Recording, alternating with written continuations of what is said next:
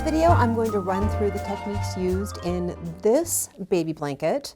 It's called the Irish Cable Stroller Blanket, and it's by Appalachian Baby. And we can always trust Appalachian Baby to give us the most beautiful heirloom knitting patterns knit with their gorgeous organic cotton yarn.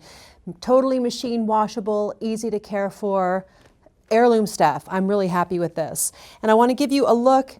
We have a baby blanket with this cool knit one below stitch here and kind of a lazy cable running down the center of it. It's very cute. This yarn washes up to be super soft. It feels really good, easy to care for, like I said. And Appalachian Baby has a kit for this. There is the organic cotton yarn, 4 hanks of it, and your pattern. If you want to get your kit, you can just get the pattern, but if you want to get the kit and the pattern to follow along, just click the little eye in the upper right-hand corner. That'll take you to my website where I will link to everything I just said, and you can get this. I see here it's 1,000 yards of organic cotton yarn, a very special baby gift is what it says on the back, which is really nice. It is gorgeous. I always love knitting their stuff. Okay, so, actually, let's go ahead and cut away to a picture of the complete blanket, because me holding it up in front of my face maybe isn't the prettiest way to display it. You can see how gorgeous this is. Such a nice blanket. I'm going to put this at an advanced beginner level. If you can knit and purl, I'm going to show you how to do everything else. You don't have to be worried about the cables or anything. I'm also going to show you how to do a proactive lifeline, because the knit one below stitches aren't easy to recover if you've made a mistake. So we're just going to make that the easiest thing in the world. We're not going to worry about making mistakes because we have the lifelines in. Anyway, next up, we are going to get started and we're going to take a look at the swatches.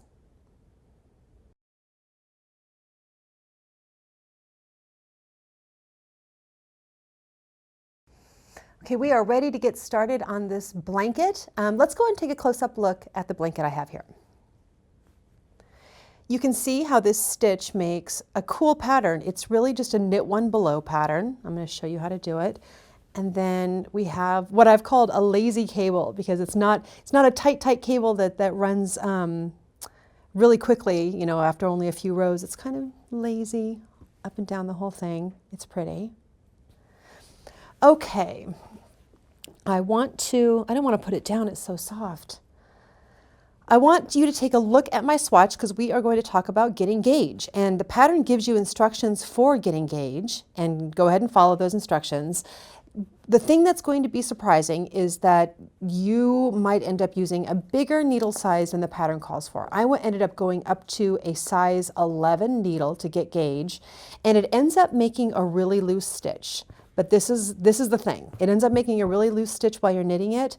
This is after you wash and dry it. You can see how different that looks.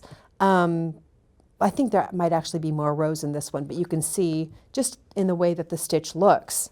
You don't even see the pattern of the stitch on this one because it's so loose. The pattern does a really good job. It tells you what your gauge should be before washing and drying, which is great because you don't have to wash and dry and then measure gauge. You can measure gauge while it's still knit like this. All you want to do is to take your ruler, is to knit your swatch, and the swatch doesn't actually have a cable in it, and then measure the number of stitches you're getting per inch. I believe the gauge is 3 stitches per inch, which is what I'm getting here, and I had to go up to a size 11 needle to get that. So if you do have to go up a needle size, don't panic. Make sure you get 3 stitches per inch so that your blanket ends up looking like this when it's finished. Okay, I think that's all I wanted to say about gauge. So let's go ahead and talk about working this stitch. And I have a tiny little sample here with stitch markers marking the cable in the center.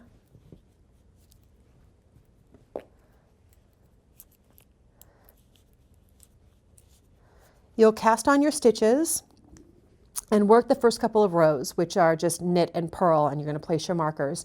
And then when we get into it, it's just knit one below is what you're going to see on the right side rows, and it's just alternating knit one below with knit one below, knit one.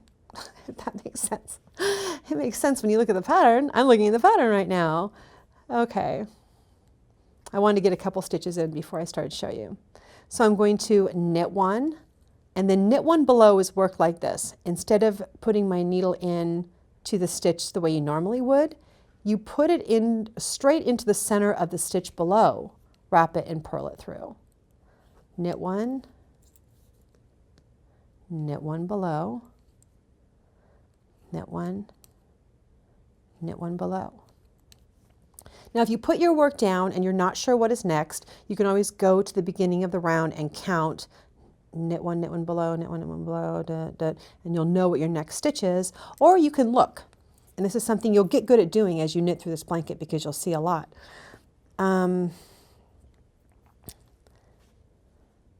This one, okay. You'll get to recognize that not this stitch, but the one below that was a knit one below because there are two strands running up right here behind, kind of behind everything, behind the stitch.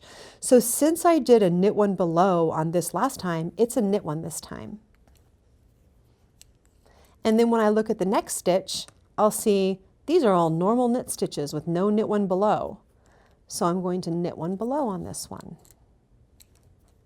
And I encourage you to take a look for yourself, to see, to recognize, to make a point of seeing the difference between the two, because it is a wide blanket and you are going to get a phone call or something and you're going to need to put your work down.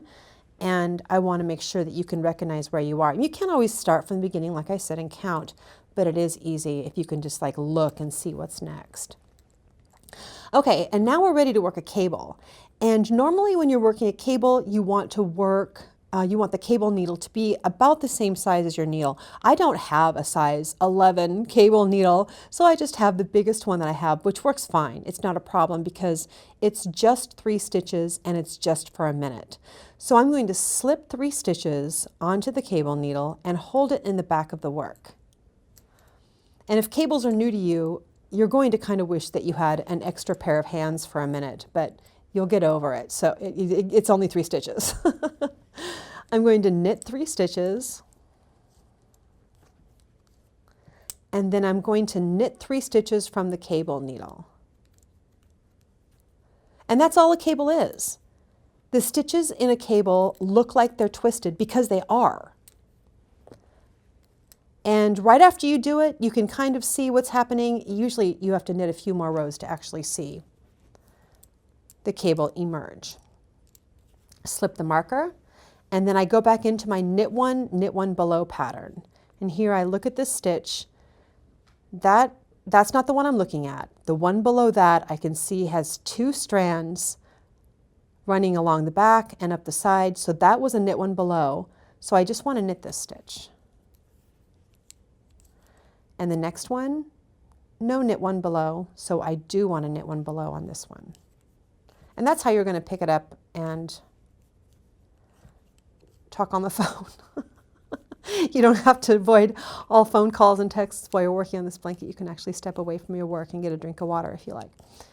Okay, that's how you work the right side rows on this. The wrong side rows are just purl, so that's easy enough. But I want to show you how to work a lifeline. What I did on mine was every 10 rows, every time I worked a cable row, I went ahead and put in a lifeline. And a proactive lifeline is a way of reserving the stitches with a piece of scrap yarn so that if you do make a mistake, you just rip out the needle, rip out your work, unraveling the stitches, and all of your stitches are held safely on a piece of scrap yarn so you can just slide your needle back in below the mistake. And I call this proactive lifelines. And I think they make people brave because you don't worry about making a mistake because you know you only have to rip back to the next lifeline.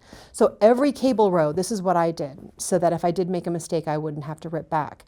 I slid the stitches to the cord so I have a little bit of extra room, and I like to use this cotton, really thin cotton yarn for lifelines like this, for long lifelines like this, and just run the tapestry needle through all of the stitches. And when you get up to a stitch marker, go around the stitch marker and not through it. Trust me on this. You'll end up having to cut off your stitch marker, getting the wire cutters out of the garage around the stitch marker.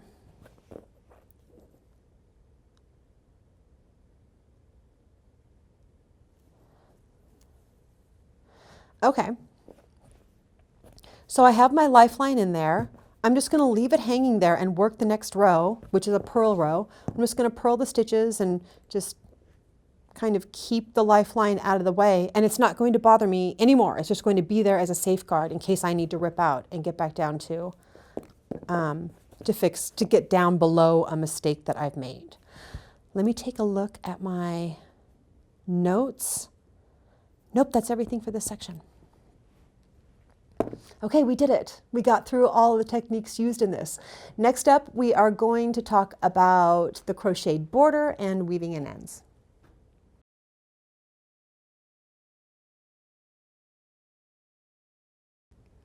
Okay, we are ready to do the finishing work on this blanket. And I'll tell you, when I knit mine, I was taking a look at it before I washed it, before I added the crocheted edge.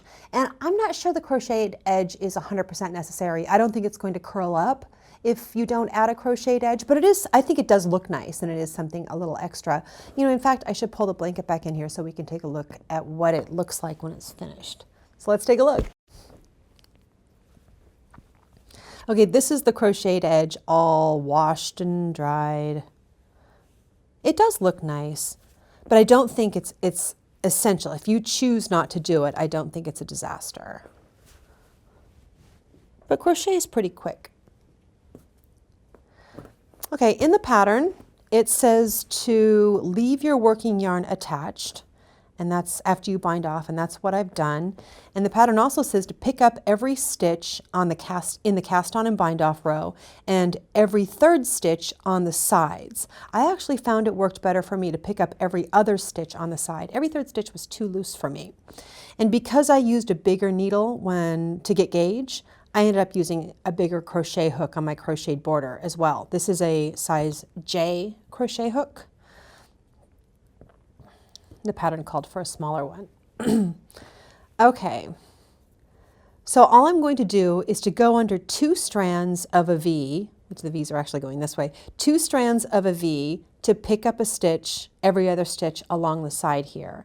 And the first thing I'm going to do is to put kind of an extra single crochet stitch in the very corner. And then I'm going to skip a stitch, and then I'm going to put in my next single crochet stitch, going under both strands of the V, grabbing the yarn and pulling up a loop, grabbing the yarn and pulling through 2.